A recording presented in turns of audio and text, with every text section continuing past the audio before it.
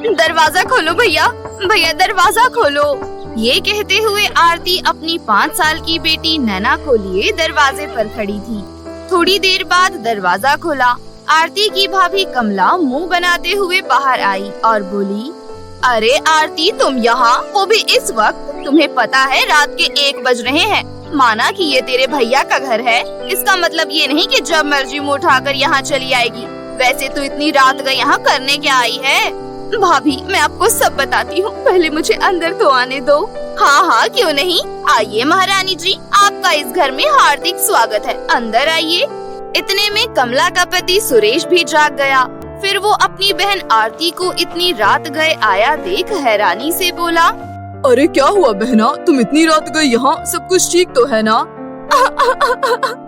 मेरा बसा बसाया घर उजड़ गया भैया, मैं विधवा हो गई। नैना के पिता जिस फैक्ट्री में काम करते थे उस फैक्ट्री में आग लग गई और उस आग में बाकी मजदूरों के साथ मेरे पति की भी मौत हो गई भैया। अरे ऐसी घड़ी में तो तुम्हें अपने ससुराल होना चाहिए ना, तुम यहाँ क्या करने आई हो? तुम थोड़ी देर चुप नहीं रह सकती? देखो बेचारी कितनी परेशान है। ससुराल वालों ने मुझे घर से निकाल दिया भाभी, मैं कहाँ जाती, इसलिए यहाँ चली आई। मैंने उनसे बहुत विनती की लेकिन उन्होंने मेरा सामान घर से बाहर फेंक दिया और कहा जब उनका बेटा ही नहीं रहा तो तेरा भी इस घर में रहने का कोई अधिकार नहीं। मैं अपनी बच्ची को लेकर कहाँ जाती भैया, आप तो मुझे अपने घर से नहीं निकालेंगे ना। मैं नौकरानी बनकर आपके घर के सारे काम करूँगी, लेकिन मुझे यहाँ से कहीं मत निकालना भैया। ये सुनते ही आरती की भाभी कमला मन ही मन बोली, हाँ अब ये मनहूस अपनी बेटी के साथ हमारे घर पर रहेगी, मुझे तो ये पहले से ही पसंद नहीं थी। अब ये आरती की बच्ची और इसकी बेटी हमेशा के लिए हमारे सर पर मंडराती रहेंगी। मैं भी देखती हूँ ये अपनी बहन को यहाँ रहने की इजाजत कैसे देते हैं। अरे बहना ये तुम कैसी बातें कर रही हो, ये घर भी तो तुम्हारा है, तुम यहाँ रह सकती हो। अपने भाई सुरेश की बात सुन आरती के चेहरे पर मुस्कान आ गई, लेकिन ये बात सुन कमला गुस्से से बोली, सुनो मुझे तुमसे कुछ बात करनी है, जरा 1 मिनट अंदर चलना। ऐसा कहकर कमला सुरेश को कमरे में ले गई और बोली, क्या जरूरत थी अपनी मनहूस बहन को इस घर में आसरा देने की? हमारे भी तो 2 बच्चे हैं, क्या अब आप अपनी विधवा बहन और उसकी बेटी का भी खर्चा उठाएंगे? तो फिर हम अपना गुजारा कैसे करेंगे? एक छोटा सा तो खेत है हमारे पास जिसमें आप 2-4 कटहल उगाकर 4 पैसे कमाते हैं, और अब वो 2-4 पैसे भी अपनी बहन और उसकी बेटी पर खर्च कर देंगे। मैं तो कहती हूँ सुबह होते ही अपनी बहन को यहाँ से भगा देना, वरना अच्छा नहीं होगा। मैं अपने मायके चली जाऊंगी और कभी लौट कर नहीं आऊंगी, फिर रहना अपनी बहन और उसकी बेटी के साथ। हाँ तुम्हें मायके जाना है तो जाओ, लेकिन मेरे बच्चों को लेकर कहीं मत जाना, मेरी बहन और उसकी बेटी यहीं रहेगी, समझ गई तुम? सुरेश की बात सुन कमला दंग रह गई और बिना बोले चुपचाप सो गई। फिर अगली सुबह होते ही कमला मुंह बनाते हुए आरती से बोली, अब तुम अपना मनहूस साया लेकर इस घर में आ ही गई हो तो तुम्हें यहाँ मुफ्त की रोटियाँ खाने को नहीं मिलेंगी। घर के सारे काम खत्म कर, उसके बाद तुझे खेतों पर भी जाना है और खेत की देखभाल करनी है, समझ गई? ठीक है भाभी, मैं सारे काम कर दूंगी। बेचारी आरती करती भी क्या, उसे सर छुपाने की जगह मिल गई थी। उसे इससे ज्यादा क्या चाहिए था? वो दिन भर घर का काम करती, उसके बाद खेतों की देखभाल करने जाती। उसके बदले कमला दोनों माँ बेटी को सिर्फ एक समय का खाना दिया करती थी, वो भी रूखा सूखा। दोनों माँ बेटी जैसे तैसे अपने दिन गुजार रही थी। एक दिन आरती की बेटी नैना कमला की बेटी तारा के साथ खेल रही थी कि तभी खेलते खेलते कमला की बेटी तारा जमीन पर गिर गई और उसके हाथ में चोट लग गई। फिर वो रोते रोते अपनी माँ कमला के पास गई और बोली, माँ नैना ने मुझे गिरा दिया। उस लड़की की इतनी हिम्मत, उसने मेरी फूल सी बेटी को चोट पहुँचाया। अभी उस मनहूस की खबर लेती हूँ। कहाँ मर गई नैना, जल्दी इधर आ। डरते हुए नैना कमरे में आई और बोली, मामी तारा झूठ बोल रही है, मैंने उसे नहीं गिराया, वो तो अपने आप गिरी थी। तारा तुम झूठ क्यों बोल रही हो? माँ ने मुझे सिखाया है कि कभी झूठ नहीं बोलना चाहिए। मामी को सच बताओ, मैंने तुम्हें नहीं गिराया, बल्कि तुम खुद गिरी थी। कमबख्त करमजली, तू मेरी बेटी को झूठी कह रही है। एक तो तूने मेरी बेटी को गिराया, उसे इतनी ज्यादा चोट लगी है, और ऊपर से मेरी बेटी को ही झूठी बोल रही है। तुम दोनों माँ बेटी ने मेरा जीना मुश्किल कर रखा है। पता नहीं वो कौन सा मनहूस दिन था जब तुम दोनों मेरे घर आ गई। रुक, तुझे तो मैं अभी बताती हूँ। इतना कहकर कमला मासूम नैना की पिटाई करने लगी। कमला ने मार मार कर नैना का चेहरा लाल कर दिया। बेचारी नैना आंगन में बैठकर रोने लगी। आरती जब खेतों में काम कर घर पहुंची तो अपनी बेटी की हालत देख परेशान होते हुए बोली, क्या हुआ बिटिया, तुम्हारे चेहरे पर ये निशान कैसे? किसने तुम्हें मारा? बताओ मुझे, क्या हुआ मेरी प्यारी बच्ची को? माँ, मुझे मामी ने बहुत मारा, मेरी कोई गलती नहीं थी माँ। तारा ने मामी को झूठ बोला कि मैंने उसे गिराया, लेकिन मैंने उसे नहीं गिराया था। मामी बहुत बुरी है, बहुत बुरी। आपके जाने के बाद मुझे वो खाने को कुछ भी नहीं देती, और आज देखो ना, बिना वजह उन्होंने मुझे कितना मारा। माँ, मुझे यहाँ नहीं रहना, हम कहीं और चलते हैं ना। मेरी प्यारी बच्ची, हम कहाँ जाएंगे? हमारा तो कोई आसरा भी नहीं है, हमें अपना गुजारा यहीं करना होगा। मैं एक काम करती हूँ, कल से तुम मेरे साथ खेतों पर चलना। पता नहीं मेरे पीछे कमला तुम्हारा क्या हाल कर दे। चुप हो जाओ मेरी प्यारी बच्ची, तुम्हें भूख लगी है ना? चलो, मैं तुम्हारे लिए गर्मा गर्म खाना बनाती हूँ। ये कहते हुए आरती अपनी बेटी नैना के आंसू पोंछती है। उसके बाद रसोई में जाकर आरती अपनी बेटी नैना के लिए खाना बनाने लगी कि तभी वहाँ कमला आ गई। फिर वो गुस्से से बोली, देखो तो महारानी को मेरी बिना इजाजत लिए रसोई में आकर गर्मा गर्म खाना बना रही है। पैसे क्या तेरे पेड़ पर लगे हुए हैं जो तुम दोनों माँ बेटी मजे से उड़ा रही हो? तेरी हिम्मत कैसे हुई रसोई में घुसने की? कल का बासी खाना बचा हुआ है, उसे जाकर खा। गर्मा गर्म और ताज़ा खाना सिर्फ मेरा परिवार खाएगा, और आज के बाद मेरी बिना इजाजत के रसोई में घुसने की हिम्मत की तो मुझसे बुरा कोई नहीं होगा, समझी?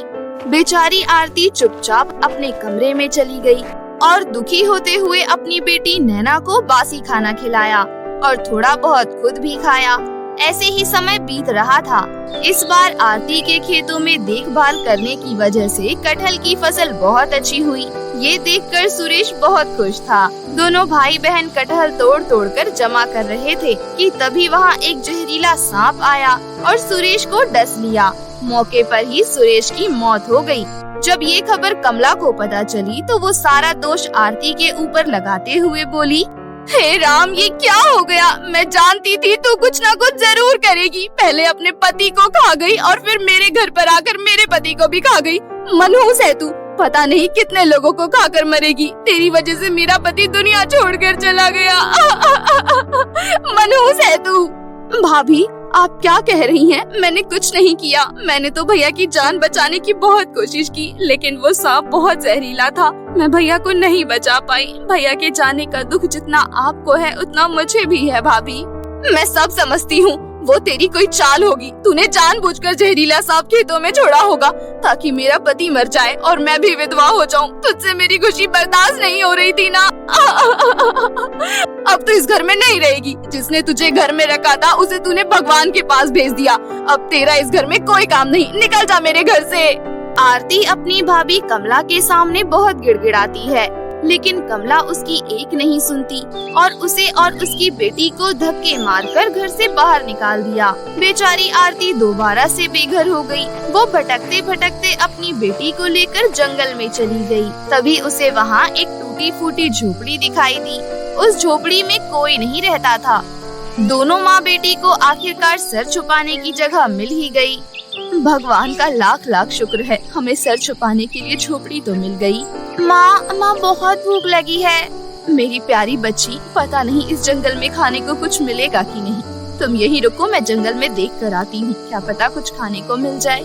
इतना कहकर आरती अपनी बेटी नैना को झोपड़ी में छोड़ घने जंगल में भोजन की तलाश में भटकने लगी कि तभी उसे एक पेड़ दिखाई दिया। उस पेड़ पर एक गुलाबी रंग का कटहल लगा हुआ था। गुलाबी रंग का कटहल देख आरती हैरानी से बोली, अरे ये क्या? गुलाबी कटहल? हरे कटहल तो मैंने बहुत देखे, लेकिन गुलाबी कटहल मैंने आज पहली बार देखा है। पूरे जंगल में कहीं कुछ भी नहीं सिवाय इस गुलाबी कटहल के। नैना बिटिया को बहुत भूख लगी है। मैं एक काम करती हूँ, इस गुलाबी कटहल को ले जाकर बना लेती हूँ। ऐसा कहते हुए आरती जैसे ही उस गुलाबी कटहल को तोड़ने आगे बढ़ी, तभी गुलाबी कटहल में से आवाज आई, देखो, तुम मुझे मत काटना, मुझे मत पकाना। मैं बहुत काम की चीज हूँ, मैं तुम्हारी बहुत मदद कर सकती हूँ। आवाज सुन आरती हैरानी से इधर उधर देखने लगी। अरे ये आवाज कहाँ से आ रही है? यहाँ तो कोई दिखाई भी नहीं दे रहा। इधर देखो मेरी तरफ, मैं गुलाबी कटहल बोल रही हूँ। ओह अच्छा, क्या तुम बोल सकती हो? हाँ, मैं बोल सकती हूँ क्योंकि मैं जादुई गुलाबी कटहल हूँ और हमेशा अच्छे और गरीब लोगों की मदद करती हूँ। मैं तुम्हें नजर आई, इसका मतलब तुम गरीब होने के साथ साथ दिल की भी अच्छी हो, इसलिए मैं तुम्हारी मदद जरूर करूँगी। अगर तुम मुझे पका लेती तो मैं मर जाती, फिर मैं तुम्हारी मदद कभी नहीं कर पाती। तुम मेरी मदद कैसे कर सकती हो जादुई गुलाबी कटहल? तुम मुझे ले जाकर खाली जमीन में दबा दो, उसके बाद देखना पूरी जमीन गुलाबी कटहल से भर जाएगी। मेरी जादुई शक्तियों से सभी कटहल बहुत ही ज्यादा स्वादिष्ट और पौष्टिक होंगे। तुम्हारी गुलाबी कटहल बाजार में बहुत ही ज्यादा बिकेंगे। देखना, तुम्हारी बहुत अच्छी कमाई होगी और तुम्हारी सारी परेशानियां भी दूर हो जाएंगी। जादुई गुलाबी कटहल की ये बात सुनकर आरती का चेहरा खिल उठा। फिर वो जादुई गुलाबी कटहल को लेकर खाली जगह पर गई। फिर उसने वहाँ जादुई कटहल को दबा दिया। अगली सुबह जब आरती ने देखा पूरी जमीन गुलाबी कटहल से भरी हुई थी। ये देखकर आरती बहुत खुश होती है। उसके बाद सभी गुलाबी कटहल को लेकर उन्हें बेचने बाजार चली गई। गुलाबी कटहल कभी किसी ने नहीं देखा था, इसलिए गुलाबी कटहल ने सभी लोगों का ध्यान अपनी ओर खींच लिया। फिर देखते ही देखते सारे के सारे गुलाबी कटहल बिक गए। पहले ही दिन आरती की बहुत अच्छी कमाई हुई। जिन जिन लोगों ने आरती से गुलाबी कटहल खरीदा था, उन लोगों को गुलाबी कटहल इतना स्वादिष्ट लगा कि वो हर रोज आरती से गुलाबी कटहल खरीदने आने लगे। धीरे धीरे आरती के ग्राहक बढ़ने लगे। दूर दूर से लोग गुलाबी कटहल खरीदने उसके पास आने लगे। फिर कुछ ही समय में आरती की आर्थिक स्थिति एकदम बदल गई। अब उसके पास खुद का आलीशान घर था। इतना ही नहीं, आरती की बेटी नैना एक बहुत अच्छे प्राइवेट स्कूल में पढ़ने जाने लगी। जब ये बात आरती की भाभी कमला को पता चली तो वो गुस्से में जलते हुए बोली, मुझे तो लगा था कल मुही आरती भीख मांगकर अपना गुजारा कर रही होगी, लेकिन करम जली तो आलीशान घर में रह रही है। आखिर उसके पास गुलाबी कटहल आए कहाँ से, जिन्हें बेच बेच कर वो इतनी ज्यादा अमीर हो गई। मुझे उसकी ये खुशी देखी नहीं जा रही। मैं उसके कटहल की फसल में आग लगा दूंगी। मैं उसे भिखारन बना दूंगी। ऐसा सोचकर कमला रात हो जाने के बाद आरती के खेतों पर गई। फिर वो जैसे ही खेतों में आग लगाने ही वाली थी, तभी जादुई कटहल कमला के ऊपर एक एक कर गिरने लगे। इससे पहले कि वो अपने आप को संभाल पाती, वो ढेर सारी कटहल के बीच में दब गई। आह! कोई बचाओ मुझे, मेरा दम घुट रहा है। आह! तभी जादुई कटहल में से आवाज आई, अभी तो सिर्फ तेरा दम घुट रहा है, कुछ ही देर में तेरी मौत हो जाएगी, घमंडी औरत। मुझे माफ कर दो, मैं मरना नहीं चाहती, मुझे जाने दो, मेरे बच्चे घर पर मेरा इंतजार कर रहे होंगे। ठीक है, हम तुझे सिर्फ एक शर्त पर जाने देंगे, तुम दोबारा यहाँ कभी कदम नहीं रखोगी, न ही आरती को नुकसान पहुँचाओगी, वरना अगली बार हम तुम्हें जिंदा नहीं छोड़ेंगे। हाँ, मैं दोबारा यहाँ कभी नहीं आऊंगी, अब तो मुझे जाने दो। उसके बाद कटहल का ढेर कमला के ऊपर से हट गया। ये देख कमला दुम दबाकर वहाँ से भाग गई और दोबारा कभी वहाँ नजर नहीं आई। वहीं दूसरी ओर आरती जादुई कटहल की मदद से हंसी खुशी अपना जीवन व्यतीत करने लगी। बहुत समय पहले की बात है। एक छोटे से गांव में एक बहुत ही अद्भुत सोने का पेड़ हुआ करता था। वो सोने का पेड़ बहुत ही दयालु था। वो हर गांव वालों की मदद करता था। जो भी गांव वाला उस सोने के पेड़ के पास अपने मदद की गुहार लेकर आता, वो सोने का पेड़ उसकी मदद करता। सोने का पेड़ कभी भी किसी भी जरूरतमंद व्यक्ति को अपने पास से खाली हाथ नहीं भेजता था। हे जादुई सोने के पेड़, मेरी बेटी की शादी शहर में तय हो गई है, परंतु हमारे पास इतना पैसा नहीं है कि उसकी शादी हम सही ढंग से कर सके। कृपया करके हमारी मदद करो। आप चिंता मत कीजिए, आपकी बेटी की शादी धूमधाम से होगी। ऐसा कहकर वो सोने का पेड़ अपने ऊपर लगे सोने के पत्तों और सोने के फल को निकालकर उस औरत की झोली में डाल देता है। आप मेरे सोने के पत्ते और सोने के फल ले जाइए और इसे जाकर बेच दीजिए। इससे आपको अच्छा खासा पैसा मिल जाएगा और उससे आप अपनी बेटी की शादी अच्छे से कर पाएंगी। जादुई सोने के पेड़, आपने हम पर बहुत बड़ा उपकार किया है, आपका बहुत बहुत धन्यवाद।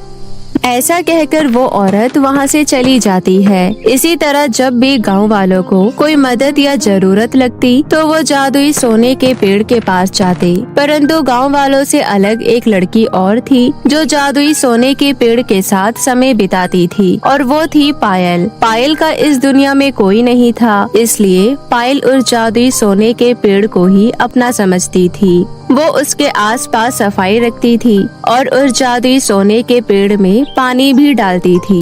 वहाँ हर कोई अपने मतलब के लिए आता था, परंतु पायल ने कभी कोई लालच नहीं किया, ना ही कभी उस जादुई सोने के पेड़ से कुछ मांगा। वो तो केवल सोने की जादुई पेड़ का ध्यान रखती थी और उसके बदले में कुछ भी नहीं मांगती थी।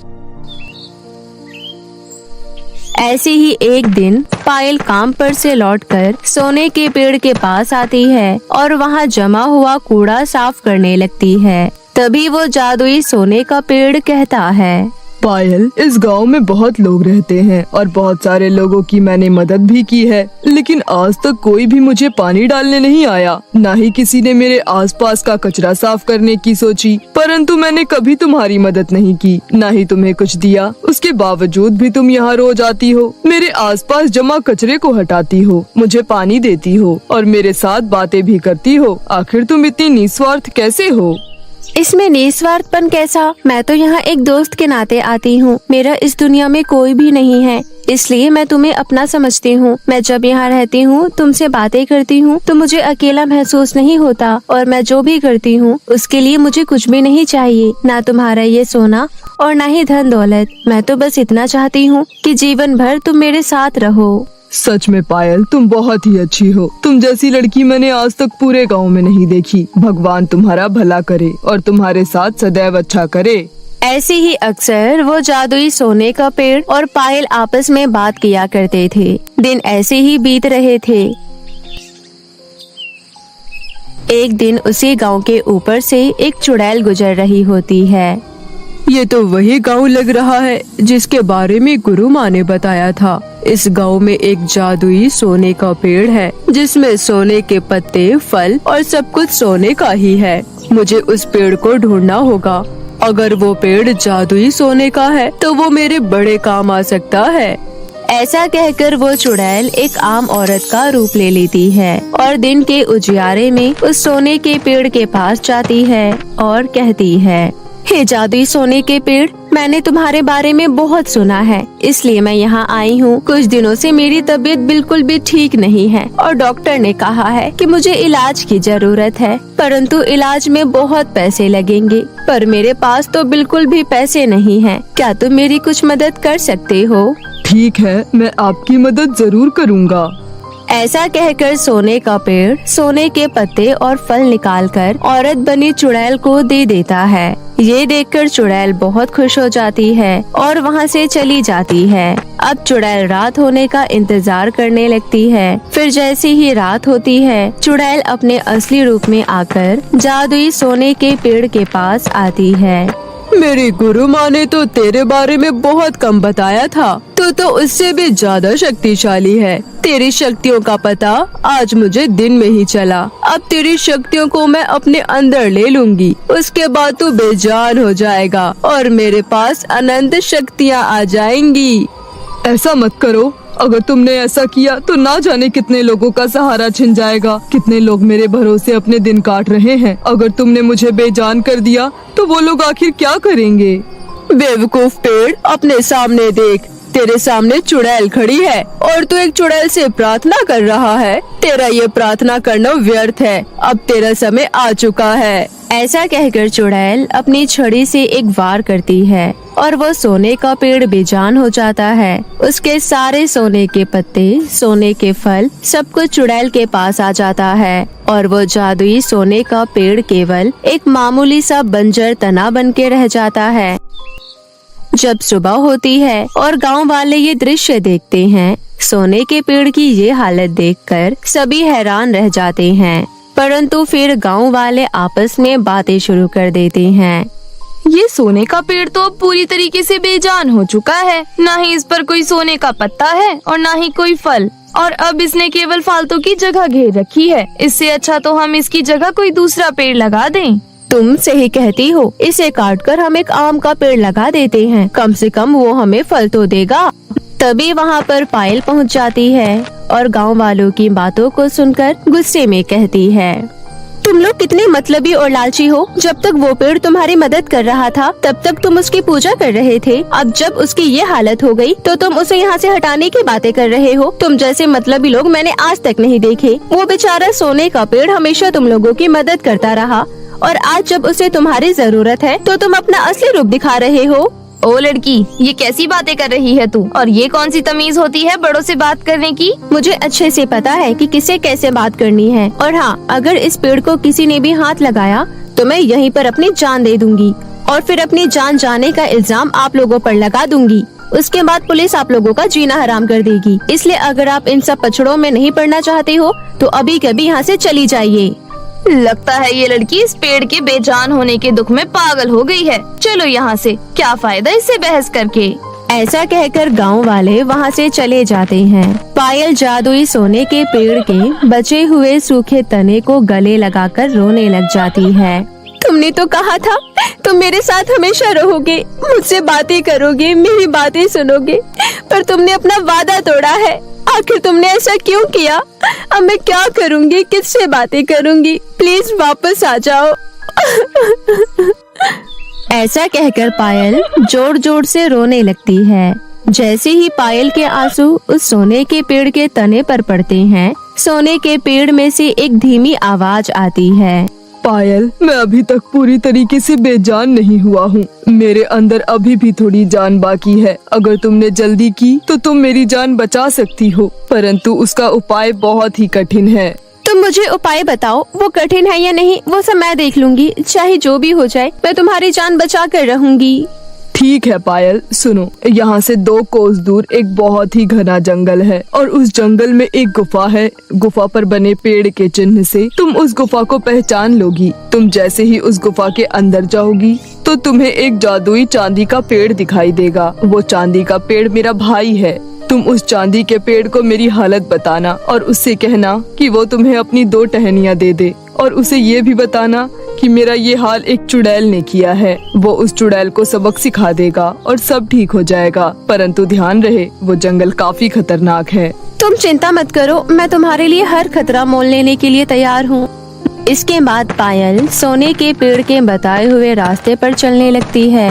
चलते हुए वो काफी थक जाती है, परंतु वो रुकती नहीं है। वो जानती थी अगर थोड़ी भी देरी हुई तो वो सोने का पेड़ पूरे तरीके से बेजान हो जाएगा। इसलिए वो चलती रहती है और फिर चलते चलते गुफा के पास पहुंच जाती है। इस गुफा पर पेड़ का चिन्ह बना हुआ है। जरूर यही गुफा होगी, मुझे इसके अंदर जाना चाहिए। ऐसा कहकर पायल उस गुफा के अंदर जाती है। उस गुफा में तेज रोशनी होती है। पायल देखती है उसके सामने एक चांदी का पेड़ है। पायल चांदी के पेड़ के पास जाती है और उसे सारी बात बताती है। उस चुड़ैल ने बिल्कुल भी अच्छा नहीं किया, उसे तो मैं छोड़ूंगा नहीं। सुनो लड़की, ये लो मेरी 2 टहनियाँ, इसे मेरे भाई के पास ले जाओ और इन 2 टहनियों को उसके सामने वाली उत्तर दिशा और पीछे वाली दक्षिण दिशा पर लगा देना और कुछ देर इंतजार करना। जैसे ही मैं उस चुड़ैल का खात्मा करूँगा, वो 2 टहनियाँ एक रोशनी प्रकट करेंगी और वो रोशनी जैसे ही मेरी भाई पर पड़ेगी वो पहले जैसा हो जाएगा। ठीक है, आपने जैसा कहा है मैं बिल्कुल वैसा ही करूँगी। इसके बाद वो चांदी का पेड़ पायल को वो 2 टहनियाँ दे देता है और पायल उन चांदी की टहनियों को लेकर सोने के पेड़ के पास आ जाती है और चांदी के पेड़ के कहे अनुसार उन 2 टहनियों को उत्तर और दक्षिण दिशा में लगा देती है और फिर इंतजार करने लगती है। यहाँ दूसरी ओर चांदी का पेड़ उस चुड़ैल को ढूंढ लेता है और अपनी शक्तियों का इस्तेमाल करके उसका खात्मा कर देता है। जैसे ही चुड़ैल का अंत होता है, उन 2 टहनियों में से एक रोशनी निकलती है और वो रोशनी सीधा बेजान सोने के पेड़ पर पड़ती है और वो बेजान सा पड़ा सोने का पेड़ वापस से पहले जैसा हो जाता है।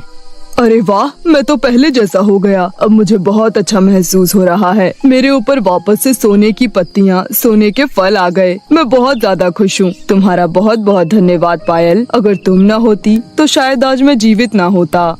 ये सब मैंने अकेले नहीं किया है, इसमें तुम्हारे भाई का भी हाथ है। और हाँ, अगर तुम मेरा धन्यवाद करना चाहते हो तो तुम्हें मेरी कही एक बात माननी होगी। कैसी बात? देखो जादुई सोने के पेड़, मैं जानती हूँ तुम लोगों की मदद करना चाहते हो और उन्हें खुश देखना चाहते हो, लेकिन यहाँ रहने वाले लोग बहुत ही लालची किस्म के हैं। उन्हें केवल खुद से मतलब है। इसलिए मैं चाहती हूँ तुम एक मामूली से पेड़ बन जाओ, ताकि कोई भी तुम्हारा गलत इस्तेमाल ना कर सके और वापस से तुम्हें इन सब परेशानियों का सामना न करना पड़े। अगर तुम ऐसा चाहती हो तो मैं ऐसा ही करूँगा, परंतु तुम्हें भी मेरी एक बात माननी होगी। कैसी बात? जब मैं एक आम पेड़ बन जाऊंगा तब तुम्हें अपना काम छोड़ना होगा और अपना काम छोड़कर मेरे ऊपर उगने वाले फलों को बेचकर अपना गुजारा करना होगा। अब मैं तुम्हें लोगों के घरों में झाड़ू पोछा बर्तन करते हुए नहीं देख सकता। अगर तुम्हें मेरी शर्त मंजूर है तो मुझे भी तुम्हारी शर्त मंजूर है। पायल हाँ में सिर हिला देती है। इसके बाद वो जादुई सोने का पेड़ एक मामूली सा आम का पेड़ बन जाता है। अब पायल उस आम के पेड़ पर से आम तोड़कर बेचने लगती है। दिन में वो आम तोड़कर उन्हें बेचती और शाम को पेड़ के पास बैठकर उससे बातें करती और इसी तरह वो अपना जीवन हंसी खुशी बिताने लगती है। नीलम अपने पति और ननद के साथ रहती थी। उसकी 2 साल की बेटी थी जिसका नाम लावण्या था और वो दूसरी बार गर्भवती थी। जैसे ही सबको पता चलता है कि नीलम दूसरी बार गर्भवती है, ये खबर सुनकर सभी बहुत खुश होते हैं। 5 महीने बीत जाते हैं। तभी एक सड़क दुर्घटना में नीलम के पति की मौत हो जाती है। उसके बाद से नीलम उदास रहने लगती है और कुछ ही महीनों बाद उसे फिर से एक बेटी होती है। उसकी दूसरी बेटी बहुत ही काली थी। नीलम खुद बहुत सुंदर थी और उसे सुंदर लोग ही अच्छे लगते थे। नीलम की दूसरी बेटी देखकर उसकी नंद पूर्णिमा बोलती है, भाभी ये कितनी काली है। हाँ सही कह रही है, ये कैसी भूतनी बेटी पैदा हो गई है। नीलम और पूर्णिमा दोनों बच्चों में उस दिन से भेदभाव करने लगते हैं। नीलम अपनी दूसरी बेटी का नाम दिशा रख देती है। दिशा बहुत छोटी थी, लेकिन फिर भी नीलम उसका अच्छे से ध्यान नहीं रखती थी और ना ही पूर्णिमा। एक दिन दिशा बहुत रो रही थी। अरे भाभी देखो तो, ये आपकी बेटी क्यों रो रही है। अरे पता नहीं क्या सारा दिन रोती रहती है। छोड़ दे, रोने दे। इस पर ध्यान देने के अलावा भी मेरे पास बहुत काम है। हाँ भाभी, मैं लावण्या को अपने साथ बाहर लेकर जा रही हूँ। इस तरह वो लोग दिशा के साथ बहुत भेदभाव करते थे। 10 साल बीत जाते हैं और दोनों बच्चे बड़े हो जाते हैं। बड़े होने के बाद लावण्या के बाल बहुत लंबे और घने हो जाते हैं, लेकिन दिशा के सर पर गिनती के 3 या 4 बाल ही थे। इस वजह से लावण्या दिशा का बहुत मजाक बनाती थी। एक दिन आईने के सामने रोते हुए दिशा बोलती है, मैं आज ही पूरी की पूरी गंजी हो जाऊंगी। 3-4 बाल रहने से अच्छा कि मेरे सर पर बाल ही ना हो। ये बोलकर दिशा अपने सर पर कैंची से 3-4 बाल भी हटा देती है और कमरे में बैठकर रोती रहती है। तभी लावण्या उसके कमरे में आती है और ये देखकर हंसने लगती है। हाँ, 3-4 बाल हटाकर तूने बहुत अच्छा किया। अब अच्छी लग रही है तू। लावण्या को अपने लंबे बालों पर बहुत घमंड था और उसकी मम्मी बुआ ने उसकी खूबसूरती और लंबे बालों की वजह से उसकी तारीफ कर करके उसे और चढ़ा रखा था। तभी दरवाजे के बाहर से एक गरीब बूढ़ी औरत की आवाज आती है, इस गरीब को कुछ खाने के लिए दोगे? बहुत भूख लग रही है। बूढ़ी औरत की आवाज सुनकर नीलम बाहर आती है और बोलती है, भीख मांगते हुए शर्म नहीं आती? जाओ यहाँ से, तुम्हें कुछ नहीं मिलेगा। गरीब बूढ़ी औरत को बहुत जोर से भूख लगी थी, इसलिए वहाँ से नहीं जाती और फिर से खाना मांगती है। नीलम गरीब बूढ़ी औरत के हाथ पकड़ती है और उसे अपने घर से दूर ले जाती है। अब मेरे घर के आसपास कभी मत नजर आना। इतना बोलकर नीलम अपने घर वापस आ जाती है। दिशा ये सब देख लेती है। वो चुपके से किचन में जाती है और 2 रोटी निकालती है। दिशा दोनों रोटी को चुपके से गरीब बूढ़ी अम्मा के पास ले जाती है और उसे दे देती है। गरीब बूढ़ी अम्मा दिशा को आशीर्वाद देती है और 2 रोटी लेकर वहाँ से चली जाती है। इसी तरह कुछ दिन बीत जाते हैं। तभी एक दिन लावण्या नीलम से कहती है, मम्मी मुझे 5,000 के खिलौने चाहिए। 5,000 के खिलौने? ये तो बहुत ज्यादा हो जाएगा। अभी इस वक्त मेरे पास इतने पैसे नहीं हैं। मुझे नहीं पता, मुझे खिलौने चाहिए।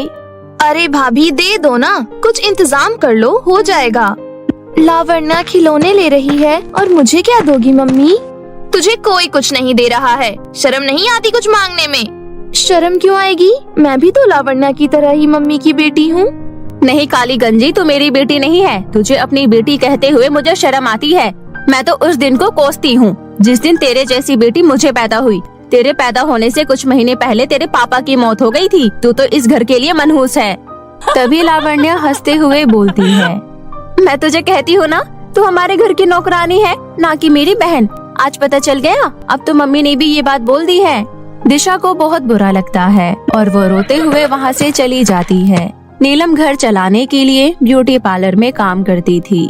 उसके पास खिलौने खरीदने के लिए 5,000 रुपए नहीं थे, इसलिए वो पार्लर की मालकिन से 5,000 रुपए उधार ले लेती है और लावण्य के लिए बहुत सारे खिलौने लेकर घर जाती है। वहीं दूसरी तरफ दिशा के स्कूल की टीचर बार बार उसे स्कूल फीस देने के लिए बोल रही थी, लेकिन नीलम उसके स्कूल की फीस नहीं भर रही थी, जिसकी वजह से दिशा का स्कूल से नाम काट दिया जाता है। दिशा रोते हुए नीलम को बोलती है, मम्मी आपने मेरे स्कूल की फीस नहीं दी, इसलिए स्कूल से मेरा नाम काट दिया गया है।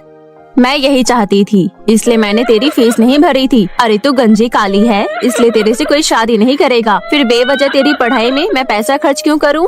लावण्या के स्कूल की फीस तो टाइम से दे दी जाती है और उसके लिए इतने महंगे खिलौने भी आते हैं, पर मेरे लिए आप मेरी पढ़ाई का खर्चा भी नहीं कर सकती हो। भाभी आपको नहीं लगता ये ज्यादा बोलने लगी है? हाँ, देख रही हूँ कुछ दिनों से हर बात पर कुछ न कुछ बोलती ही है। ज्यादा जुबान चलने लगी है, लगता है इसकी जुबान काटनी पड़ेगी।